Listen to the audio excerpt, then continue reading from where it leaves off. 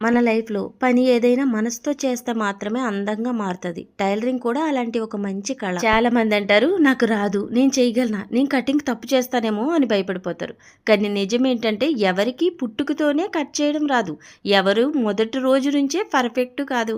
అందరం చిన్న స్టిచ్‌తోనే మొదలుపెట్టాం. టైలరింగ్ అంటే కేవలం పని కాదు. మనసుని రిలాక్స్ చేసే థెరపీ. మనల్ని మనం మర్చిపోయే మెడిసిన్.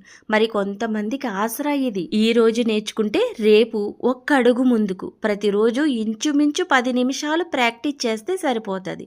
ఒక్క కటింగ్, ఒక్క స్టిచ్చింగ్, నెక్ డిజైన్, డాట్లు వేయడం అన్నీ ఒక్కొక్కటిగా అలవాటైపోతాయి. టైలరింగ్ అనేది మనకున్న టాలెంట్తో కాదు, మనకు ఉన్న పట్టుదలతో నేర్చుకునే. టైలరింగ్ నేర్చుకునే వాళ్ళు ఎప్పుడూ ఖాళీగా ఉండరు. ఎప్పుడూ పని ఉంటుంది, ఎప్పుడూ డిమాండ్ ఉంటుంది, ఎప్పుడూ డబ్బు వస్తుంది. ఎందుకంటే మనం తయారు చేసేది ప్రతి ఇంటికి అవసరం. మనల్ని ఎవ్వరూ గుర్తించకపోయినా, ఎవ్వరూ పొగడకపోయినా మిషన్ మీద కాలు పెట్టినప్పుడు